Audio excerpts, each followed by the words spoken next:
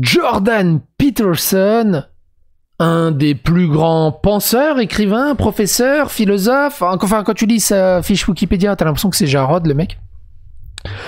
Extrêmement réputé, émérite et blablabla et blablabla. Il avait dit que jamais il ne démissionnerait de son rôle de professeur émérite de l'université de Toronto, tellement il kiffait ça. Et finalement, il a décidé de démissionner, tellement il en avait marre de deviner quoi.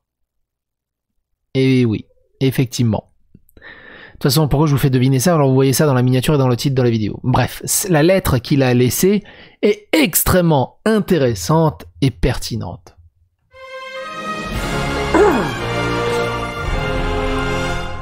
Et c'est au travers du Journal de Montréal, la bombe de Jordan Peterson, un article de Joseph Fassal ou Facal Fassal et Jordan Peterson, c'est lui. Beau gosse. Jordan Peterson est indiscutablement l'intellectuel canadien vivant le plus connu dans le monde. Les livres de ce professeur émérite de psychologie à l'université de Toronto se vendent par millions et sont traduits par des dizaines de langues. Il vient de démissionner et s'en explique dans une lettre devenue virale parue dans le National Post de mercredi. Et là, l'article résume un peu sa lettre, mais de manière très très courte. Mais sa lettre est beaucoup plus intéressante si on la prend dans l'intégralité de son son de cloche. Jordan Peterson, pourquoi je ne suis plus professeur titulaire à l'université de Toronto? L'épouvantable idéologie de la diversité, de l'inclusion et de l'équité est en train de démolir l'éducation et les affaires. J'ai récemment démissionné de mon poste de professeur titulaire de l'université de Toronto. Je suis maintenant professeur émérite. Et avant d'avoir 60 ans, l'émérite est généralement une désignation réservée aux professeurs retraités, bien que ceux qui ont accompli leur mandat avec une certaine distinction. J'avais envisagé d'enseigner et de faire de la recherche à l'université de Toronto à temps plein jusqu'à ce qu'ils aient à sortir mon squelette de mon bureau. J'ai adoré mon travail, et mes étudiants et diplômés étaient positivement prédisposés envers moi. Mais ce cheminement de carrière n'était pas censé être. Il y avait de nombreuses raisons, notamment le fait que je peux maintenant enseigner à beaucoup plus de personnes et avec moins d'interférences en ligne. Mais en voici quelques autres.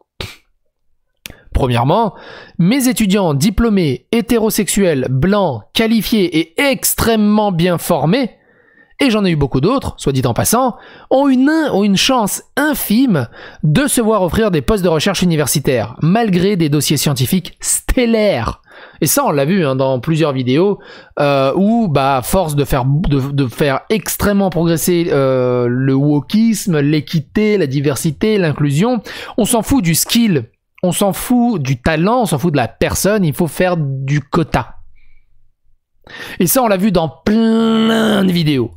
Que ce soit récemment en France, il y en a qui disent « c'est qu'aux États-Unis ». En France, médecins, mais pas assez woke, des étudiants en médecine recalés à l'examen oral car pas assez woke. On en a parlé aussi de les Asiatiques, sont-ils blancs ou des gens de couleur parce qu'ils savaient pas trop les poser dans la diversité, dans l'exclusion. L'université de Yale accusée de discrimination envers les blancs et les Asiatiques. Les universités françaises gangrénées par le wokisme. Peut-être une de mes meilleures miniatures, j'aime beaucoup cette miniature. Je vous ai mis pas mal de choses de côté dans les descriptions, et surtout wokisme, l'utopie impossible. Je préfère vous parler de toutes ces vidéos, parce qu'en fait, au travers du texte et de la lettre de Jordan Peterson, c'est des vidéos qui, je trouve, qui rentrent en résonance avec ce qu'il va dire. Mais comme ça, je vous montre toutes les vidéos, vous les avez dans les fiches dans la description, et on s'évite de couper à chaque fois l'article. Et évidemment, plein d'autres vidéos qu'on a traitées au sujet de la diversité, de l'équité et de l'inclusion. Suffit de taper ces mots-clés sur ma chaîne, vous retrouverez des vidéos en rapport avec ce sujet. Et donc il dit, c'est en partie à cause des mandats de diversité, d'inclusivité et d'équité, mon acronyme préféré, DIE, DIE. Celles-ci ont été imposées universellement dans le milieu universitaire, malgré le fait que les comités d'embauche des universités avaient déjà fait tout ce qui était raisonnable pendant toutes les années de ma carrière, et même plus, pour s'assurer qu'aucun candidat minoritaire qualifié ne soit jamais oublié. Mes élèves sont aussi en partie inacceptables, précisément parce que ce sont mes élèves. Je suis académique persona non grata à cause de mes positions philosophiques inacceptables. Et ce n'est pas seulement un inconvénient. Ces faits ont rendu mon travail moralement intenable. Deuxième raison. C'est l'une des nombreuses questions d'idéologie épouvantable qui démolit actuellement les universités et en aval la culture en général. notamment parce qu'il n'y a tout simplement pas assez de personnes qualifiées du BIPOC, pour Black, Indigène, Person of Color, parce que tu vois, Black et Indigène, c'est pas des personnes de couleur, il y a d'abord les Blacks, et après toutes les autres couleurs, mais les Blacks en premier. Dans le pipeline pour atteindre les objectifs de diversité assez rapidement. En gros, il explique que c'est juste une question de pourcentage. Il n'y a pas assez de personnes de couleur pour arriver à votre sacro-saint délire de quota où vous voulez en venir. C'est comme si tu allais en Angola et tu dis « Il n'y a pas assez de blancs dans la classe. » Non. Ou tu vas en Chine. Pas assez de Serbes dans la classe. Il faut augmenter les quotas. Il faut au moins 5 Serbes par classe de 10 élèves. Et tu dis, what? Ouais, vous vous démerdez, sinon vous êtes raciste, anti-slave, du slavisme. Le BIPOC, pour noirs, autochtones et personnes de couleur, pour ceux d'entre vous qui ne sont pas conscients. Cela est de notoriété publique parmi tous les universitaires à distance véridiques qui ont siégé à un comité de recrutement au cours des 3 dernières décennies, 30 ans. Cela signifie que nous voulons produire une génération de chercheurs qui ne sont absolument pas qualifiés pour le poste.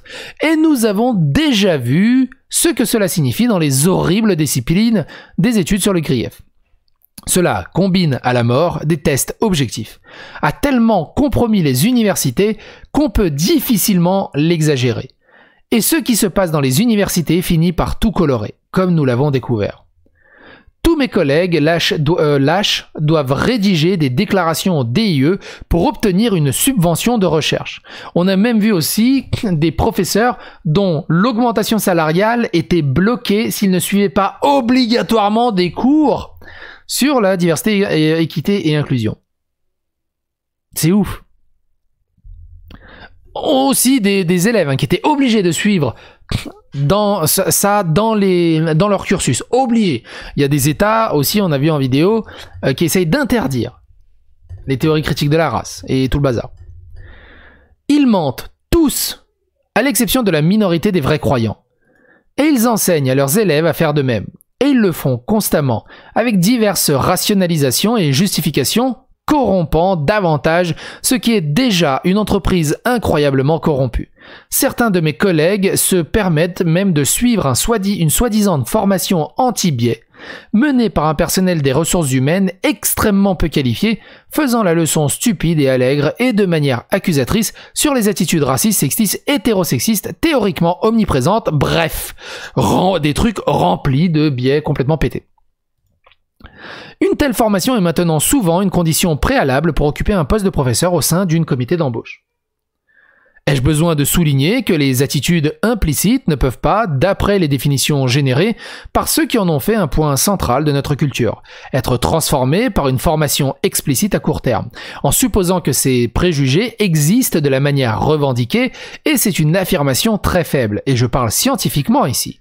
Le test d'association implicite, l'IAT, tant vanté, qui prétend diagnostiquer objectivement les préjugés implicites, c'est-à-dire le racisme automatique, le racisme systémique, n'est en aucun cas assez puissant, suffisamment valide et fiable pour faire ce qu'il est censé faire. Deux des concepteurs originaux de ce test, Anthony Greenwald et Brian Nosek, l'ont dit publiquement. Le troisième, le professeur Mazarin Banaji, de Harvard, reste récalcitrant. Une grande partie de cela peut être attribuée à son programme politique ouvertement de gauche, ainsi qu'à son intégration dans une sous-discipline de la psychologie sociale, si corrompue qu'elle a nié l'existence de l'autoritarisme de gauche pendant 6 décennies, après la Seconde Guerre mondiale.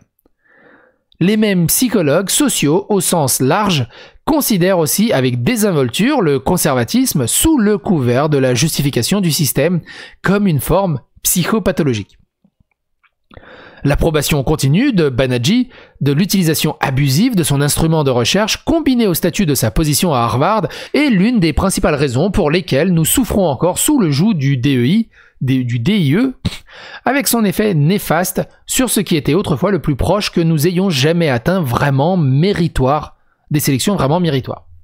Il y a de bonnes raisons de supposer que l'éradication motivée par le DIE des tests objectifs tels que le GRE pour l'admission aux études supérieures aura des effets délétères sur la capacité des étudiants ainsi sélectionnés à maîtriser des sujets tels que les statistiques, toutes les sciences sociales et la médecine, par exemple. D'ailleurs, s'appuie entièrement sur leur validité. Ça, on l'a vu justement sur les médecins pas assez woke. Et aussi, on l'a vu aussi, je crois que c'était dans les maths racistes, 2 plus 2 égale 4, et dans les maths racistes 2 plus 2 égale 5, c'était 2 vidéos aussi. En fait, il y a tellement de vidéos qui résonnent avec cet article, sinon, il faudrait faire une liste de 10 pages. Qui expliquait que exiger des réponses correctes était du racisme. En mathématiques et en sciences. De plus, les conseils d'agrément des programmes des formations de cycle supérieur en psychologie clinique au Canada envisagent maintenant de refuser d'agréer les programmes cliniques universitaires à moins qu'ils n'aient une orientation justice sociale. C'est exactement la vidéo en France pour les médecins pas assez woke. Parce qu'on ne demande pas s'il est doué en médecine, s'il connaît quelque chose en tant que médecine et ce qu'il a étudié, on lui demande s'il s'inquiète pour la barrière de corail. Et ça compte pour 70% dans l'obtention du diplôme. 72. Selon cela, combiné à certains changements législatifs récents au Canada, prétendant interdire la loi soi-disant thérapie de conversion, mais rendant vraiment extrêmement risqué pour les cliniciens de faire quoi que ce soit, mais d'être toujours d'accord sur tout avec leurs clients, a probablement condamné la pratique de psychologie clinique qui a toujours reposé entièrement sur la confiance et la confidentialité. Des mouvements similaires sont en cours dans d'autres disciplines professionnelles telles que la médecine et le droit. Et si vous ne pensez pas que les psychologues, les avocats et les autres professionnels sont tout sauf terrifiés par leurs collègues professionnels maintenant réveillés, woke, au grand détriment de tous. Qu'est-ce que je suis censé faire exactement quand je rencontre un étudiant diplômé ou un jeune professeur embauché sur le terrain du DIE? Manifestez-vous un scepticisme instantané quant à leur capacité professionnelle. Quel gifle pour un jeune outsider vraiment méritoire. Et c'est peut-être le point. L'idéologie DIE n'est pas amie de la paix et de la tolérance. Elle est absolument et complètement l'ennemi de la compétence et de la justice.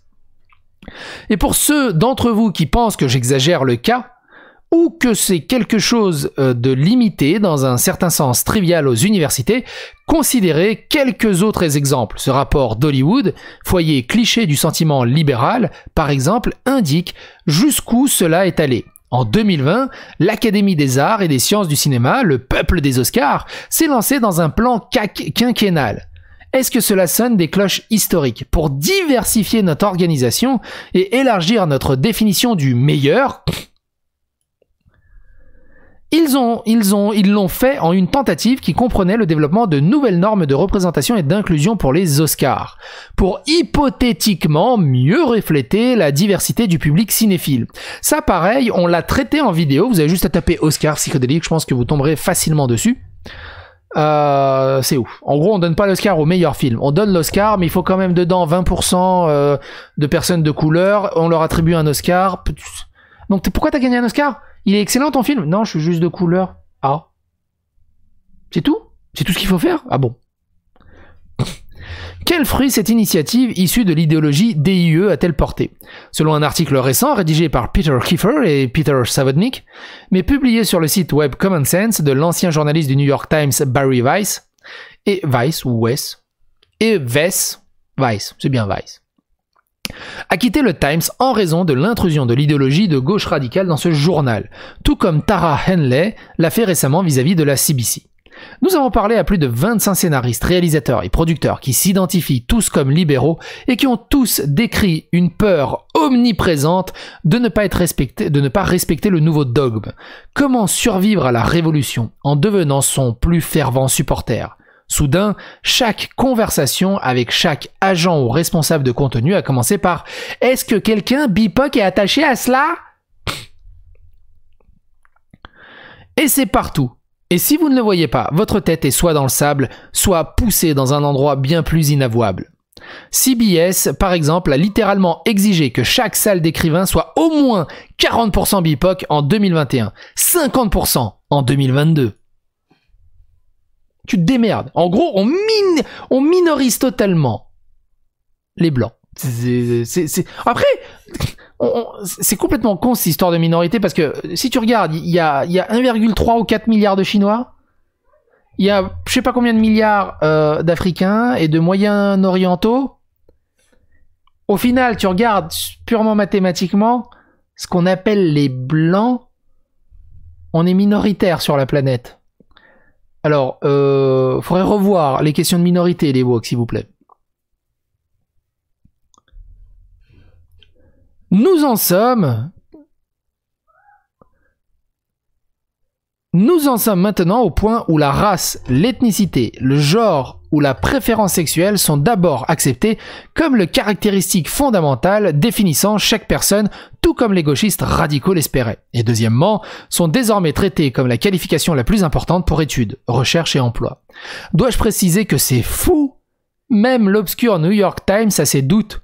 Un titre du 11 août 2021, les programmes de diversité en milieu de travail font-ils plus de mal que de bien? En un mot, oui. Comment le fait d'accuser vos employés de racisme et d'etc.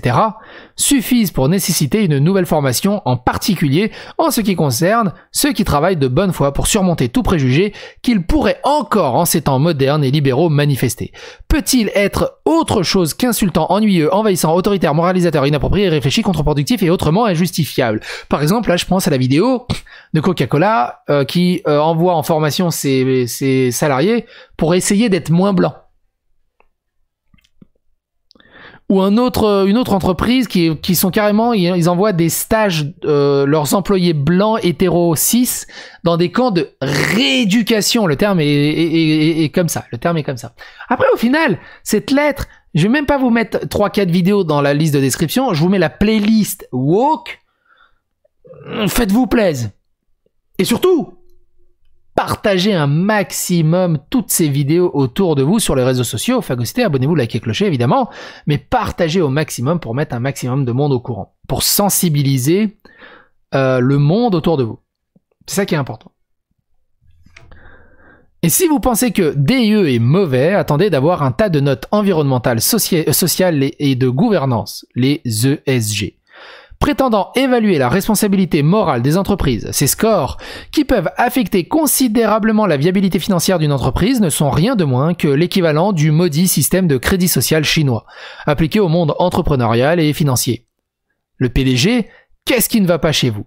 Ne voyez-vous pas que les idéologues qui poussent des absurdités aussi épouvantables sont motivés par un programme qui est non seulement absolument antithétique à votre entreprise de marché libre en tant que telle, mais qui vise précisément les libertés qui ont rendu votre succès possible. Ne voyez-vous pas qu'en marchant comme des moutons, comme le font les professeurs, comme le font les artistes et les écrivains, vous générez une véritable 5e colonne au sein de vos entreprises? Es-tu vraiment si aveugle, intimidé et lâche avec tout votre soi-disant privilège? Et on l'a vu plein de fois au niveau des films et des comics américains, le fameux Go Woke, Get Broke. Non, Get Woke, Go Broke. Il n'y a pas que les universités et les écoles professionnelles et Hollywood et le monde de l'entreprise. La diversité, l'inclusivité et l'équité, cette trinité radicale de gauche, nous détruit. Vous vous interrogez sur la division qui nous assaille actuellement, ne cherchez pas plus loin que DIE. Vous vous interrogez plus précisément sur l'attractivité de Trump, ne cherchez pas plus loin que DIE. Quand la gauche va-t-elle trop loin quand ils adorent à l'hôtel de DIE et insistent pour que le reste d'entre nous qui voulons surtout être laissés seuls le fassent aussi? Déjà, assez. Enfin, savez-vous que Vladimir Poutine lui-même capitalise sur cette folie éveillée? Anna Majar-Barducci de Memory.org a couvert son récent discours. Je cite l'article et la traduction. Les partisans du soi-disant progrès social croient qu'ils introduisent l'humanité dans une sorte de conscience nouvelle et meilleure. Vite, hissez les drapeaux comme on dit, allez-y. La seule chose que je veux dire maintenant, c'est que leurs prescriptions ne sont pas nouvelles du tout. Cela peut surprendre certaines personnes, mais la Russie est déjà passée par là. Après la révolution de 1917, les bolcheviks, s'appuyant sur les dogmes de Marx et d'Engels, ont également déclaré qu'ils modifieraient les us et coutumes existantes, et pas seulement politiques et économiques, mais la notion même de moralité humaine et les fondements d'une société saine. La destruction des valeurs séculaires, de la religion et des relations entre les gens, jusque et y compris le rejet total de la famille. Nous l'avions aussi. l'encouragement à informer sur les êtres chers, tout cela était proclamé progrès et, soit dit en passant, était largement soutenu dans le monde à l'époque et était assez à la mode, comme aujourd'hui. Soit dit en passant, les bolcheviks étaient absolument intolérants aux opinions autres que les leurs. Et c'est même Poutine, il te dit ça. Et ça, si vous voulez vous donner une impression, enfin, essayer de comprendre un peu plus comment c'était aux États-Unis, je ne peux que vous conseiller l'excellente chaîne de GouVHD, qui est une des meilleures chaînes de YouTube, qui raconte la Russie au travers de la chute de l'URSS et plein d'autres trucs extrêmement passionnants autour de la Russie. Je vous invite fortement à découvrir cette chaîne si vous la connaissez pas, bordel de merde. GouVHD, c'est incroyable.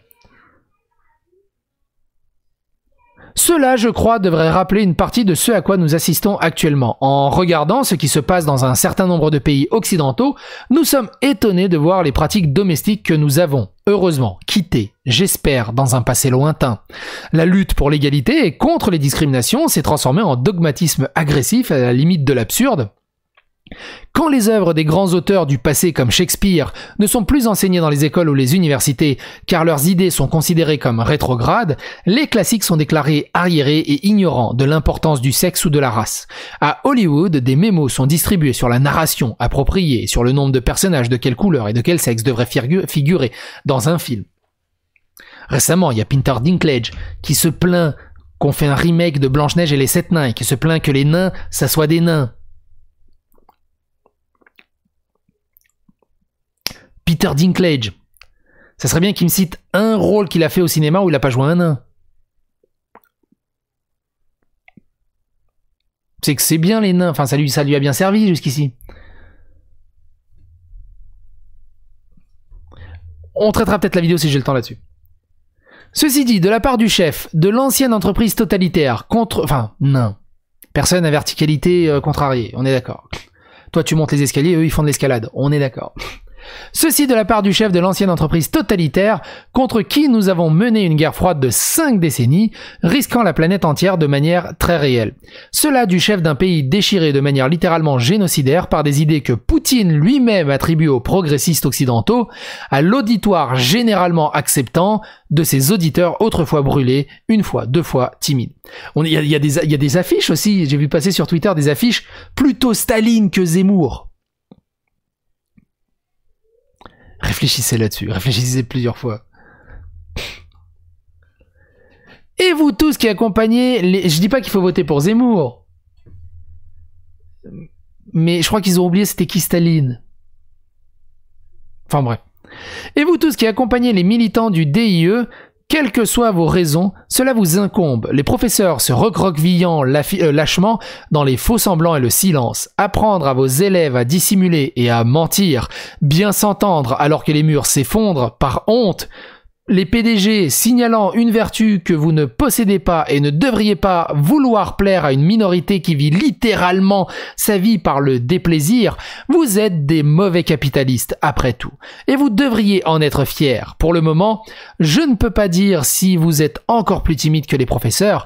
Pourquoi diable ne bannissez-vous pas les arrivistes des ressources humaines, DIE, dans les départements du personnel les mieux nommés? Les empêchez-vous d'interférer avec votre psychisme et celui de vos employés et en finir avec ça. Musiciens, artistes, écrivains, cessez de plier votre art sacré et méritoire aux exigences des propagandistes afin de trahir fatalement l'esprit de votre propre intuition. Ça, on l'a vu ça aussi, souvenez-vous avec Zheng Zheng,